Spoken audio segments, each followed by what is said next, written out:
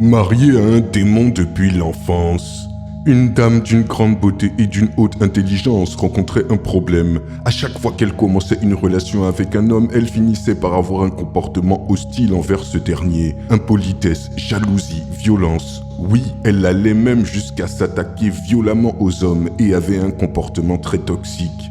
Cependant, quand elle était avec un homme durant la période de fiançailles, tout se passait bien. C'est après le mariage que son comportement commençait à dégénérer. Elle s'est mariée ainsi 7 fois de suite avec le même schéma de comportement qui dégénère après chaque mariage. De plus, elle n'arrivait pas à concevoir. À chaque fois qu'un homme lui donnait de fortes sommes pour commencer un commerce, ses entreprises finissaient systématiquement par capoter. Non seulement ça, mais plus ces hommes avaient des relations intimes avec elle, plus elle voyait leur situation professionnelle et physique se détériorer. L'apparition soudaine d'hémorroïdes, de faiblesse sexuelle et d'une chute importante de leurs affaires. Chacun de ces hommes se retrouvait comme frappé par une malédiction. La femme, quant à elle, faisait souvent des rêves où elle se voyait en train d'avoir des rapports avec un homme, et cela depuis son enfance. Des fois, en se réveillant, elle constate des blessures inexplicables sur son corps, des écoulements de sang provenant de son entrejambe et aussi des traces de sperme. Elle rencontra de nombreux hommes de Dieu, des pasteurs, des prêtres et même des imams, ainsi que des tradis praticiens, mais aucun d'entre eux put régler son problème. Un jour, elle vit une émission sur une chaîne de télévision dénommée Antenne A. Dans cette émission animée par le journaliste Papa Georges Kabongo était invité le grand maître Avatar. L'émission s'intitulait « L'identité particulière ». Dans cette émission, le vénérable grand maître Avatar expliquait les symptômes des maris de nuit et des femmes de nuit, et aussi les symptômes d'attaques mystiques. Cette dernière eut la chance de pouvoir contacter le grand maître au téléphone malgré son planning chargé après cette émission. Ainsi, la dame fit le voyage de Goma à Kinshasa pour rencontrer le grand maître Avatar. La dame, une fois dans son bureau, lui exprima son désarroi et sa volonté de mettre fin à ses jours. Le grand maître Avatar sortit alors une table divinatoire que l'on appelle table Ouija. Après avoir prié, le grand maître Avatar lui expliqua que lorsqu'elle est née et qu'elle était encore bébé, l'une de ses tantes est venue la voir, elle et sa mère à l'hôpital, à la maternité. Cette tante prit son cordon ombilical et fit des invocations dessus pour maudire son avenir, maudire son destin. Cette tante la lia mystiquement avec un esprit nocturne, un vampire, qui l'empêcherait d'avoir des enfants et un mariage stable. Il faut savoir que ces entités mystiques, tout comme les hommes du commun des mortels, éprouvent de la jalousie et peuvent se fâcher lorsqu'ils voient la femme avec un autre homme.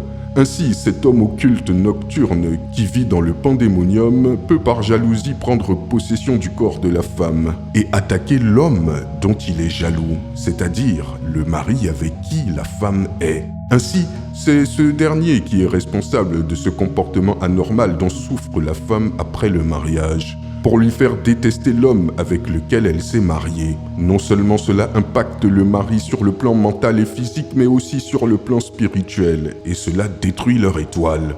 Il se peut que la femme ait aussi des enfants sur le plan mystique avec cette entité. Si elle a un mal de ventre qui persiste sur des périodes de 1 mois ou 2 mois ou 3 mois, cela est une grossesse due à l'esprit. Car lorsque l'on est enceinte d'un esprit, la grossesse ne dure pas 9 mois. Ça peut prendre des fois juste 1 mois. La femme met alors au monde un hybride, mi-homme, mi-démon dans le monde des esprits. Ces derniers résident dans un niveau astral inférieur. Il faut savoir que nous avons 8 dimensions d'existence et 8 corps, voire plus. Nous avons le corps physique qui navigue dans la dimension physique. Nous avons le corps éthérique qui navigue dans la dimension éthérique ou la dimension onirique, la dimension des rêves. Nous avons le corps astral. Ce corps astral navigue dans la dimension astrale, mais il faut savoir qu'il y a la dimension astrale supérieure et également la dimension astrale inférieure. Le monde astral est celui des émotions, donc le monde astral supérieur représente le monde des émotions purement positives.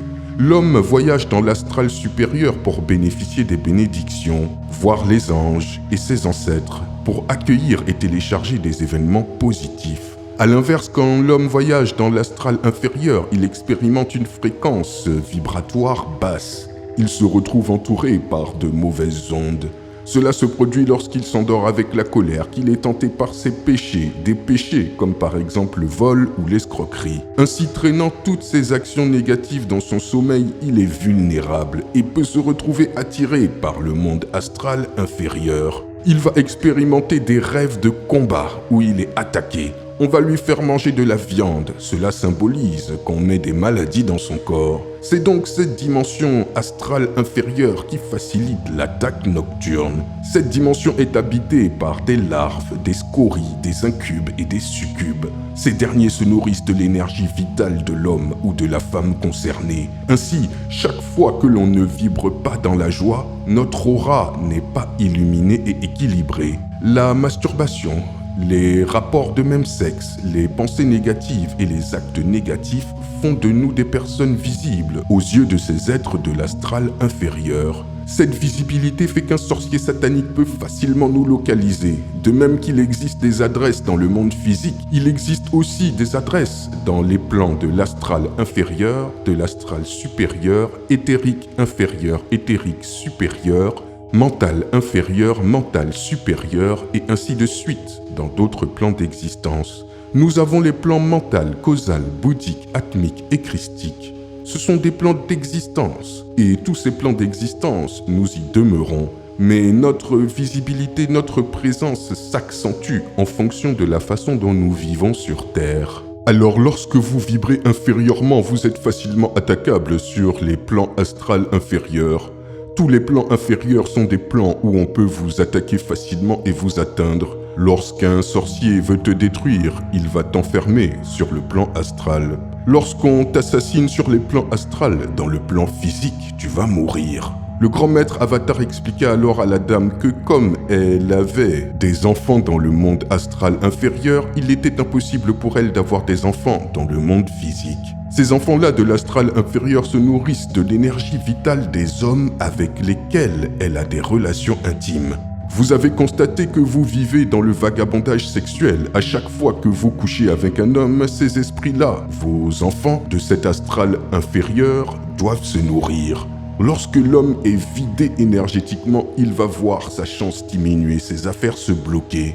N'est-ce pas? La dame répondit oui, grand maître. Vous avez dû constater aussi qu'avant d'avoir des rapports avec vous, les hommes sont généreux et vous donnent beaucoup d'argent. Mais dès qu'ils ont un rapport avec vous, vous les dégoûtez par la suite alors que vous êtes une belle femme. C'est parce que vous avez ces liens mystiques dont je vous ai parlé. Pour détruire l'avenir de quelqu'un, le démon doit pouvoir décoder son étoile.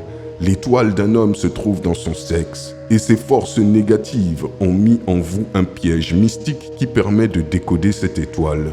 Parfois, vous envoyez des photos de vous nus, n'est-ce pas? La dame répondit oui.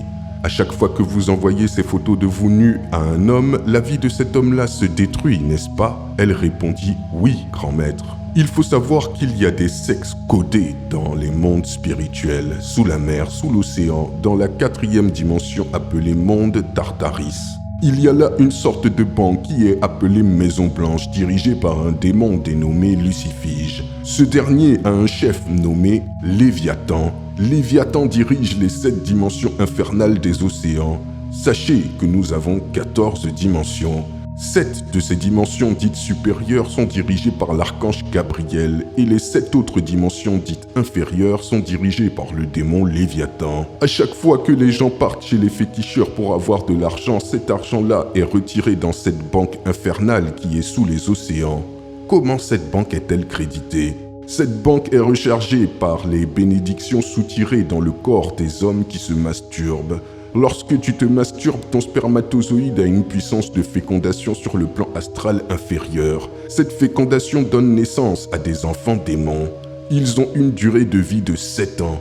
Ils se nourrissent de l'énergie vitale de leur père, c'est-à-dire de celui qui se masturbe.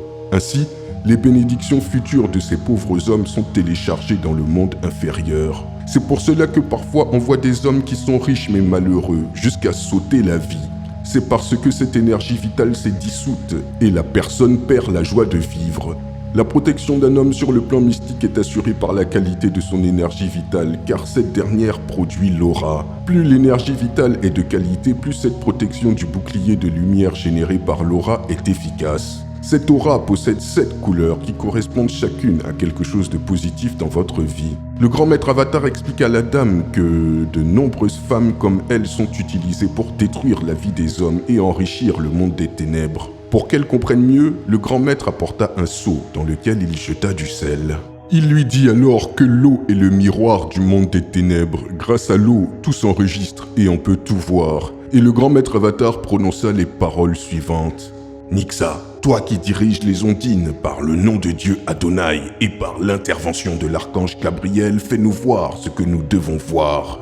Et la dame regarda dans l'eau. Elle se vit vivre dans un autre monde avec des enfants et un mari qui la maltraite. Le grand maître lui expliqua que si elle a souvent mal à la tête et que la douleur ne passe pas malgré les médicaments, c'est parce que son mari des ténèbres la maltraite. Il conseilla à la dame de faire très attention et de prier avant de publier quoi que ce soit sur les réseaux sociaux, car de nombreux magiciens maléfiques sont connectés sur ces réseaux et peuvent utiliser son image pour l'atteindre mystiquement. Ils vont alors tenter de s'unir à toi sur le plan mystique et commencer à te maltraiter. C'est pour cela que l'on voit de nombreuses jeunes et belles influenceuses qui ne sont pas stables dans leur vie sentimentale et n'arrivent pas à avoir des mariages stables. Et elles ont souvent une personnalité instable, c'est parce qu'elles sont devenues des proies, des canaux que le diable utilise. Après ce que venait de lui expliquer le maître Avatar et ce qu'elle avait vu dans l'eau, le grand maître lui donna quelques prières à réciter durant 33 jours. Durant ces 33 jours, elle ne devait pas avoir de rapport intime et ne pas manger la viande.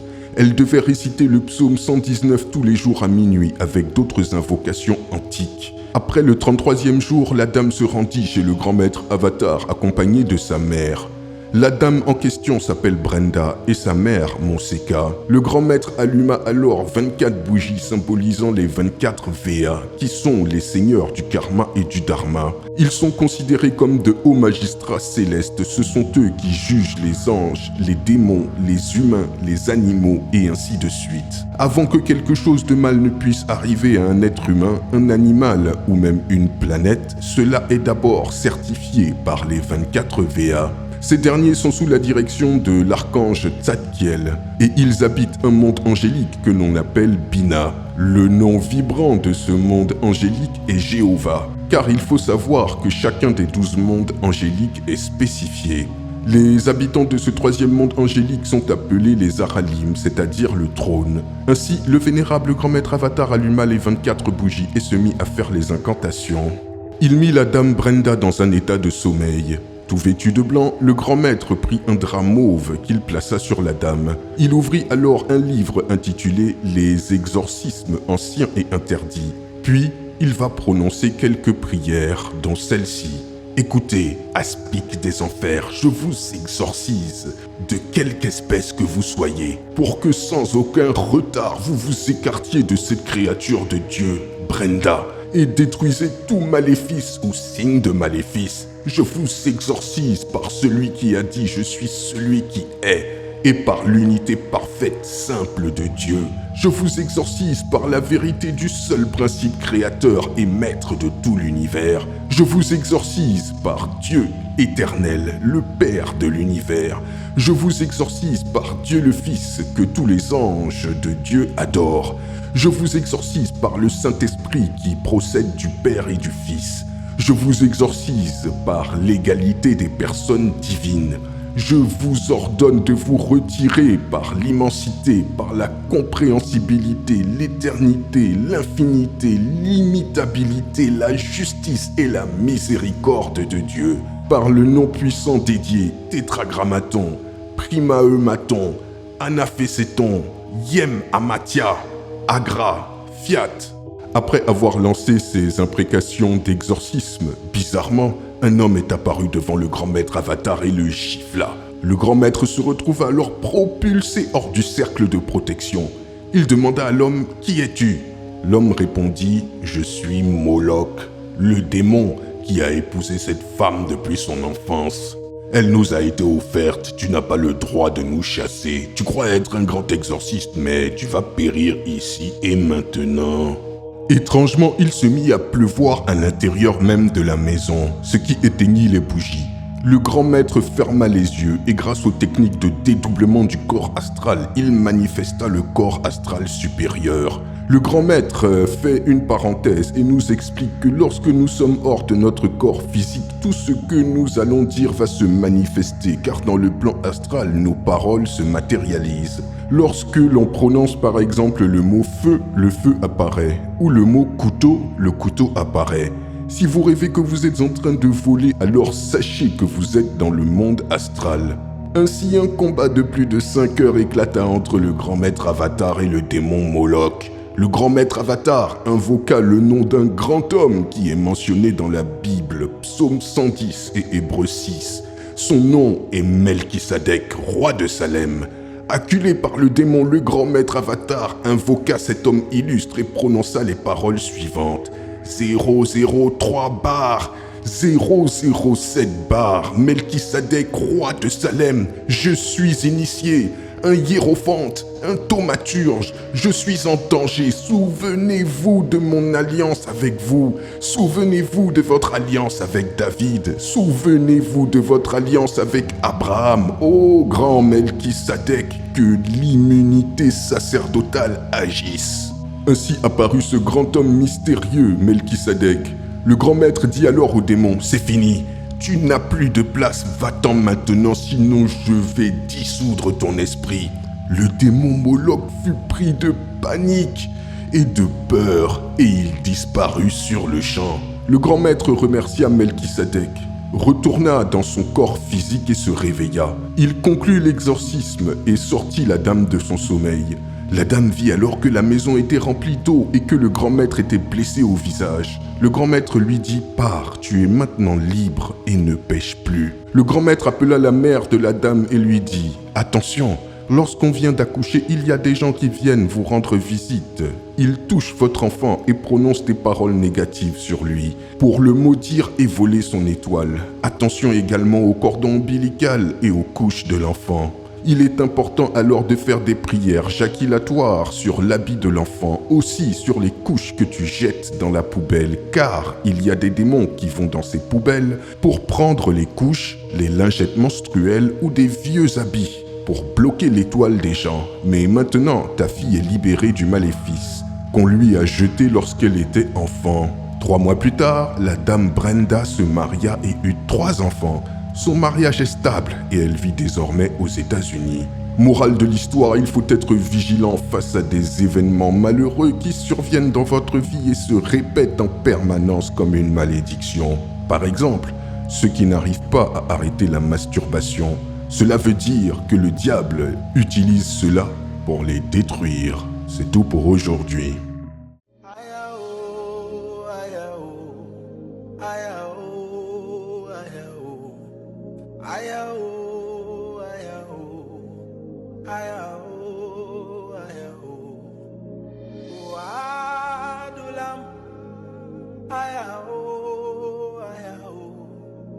My secret place,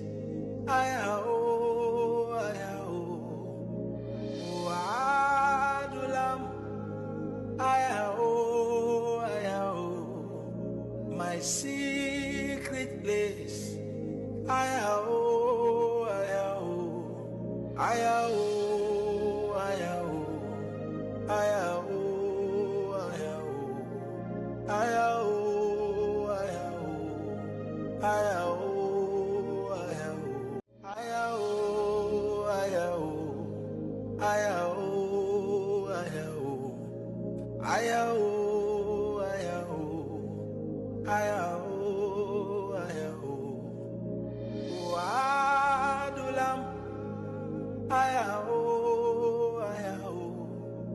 my secret place,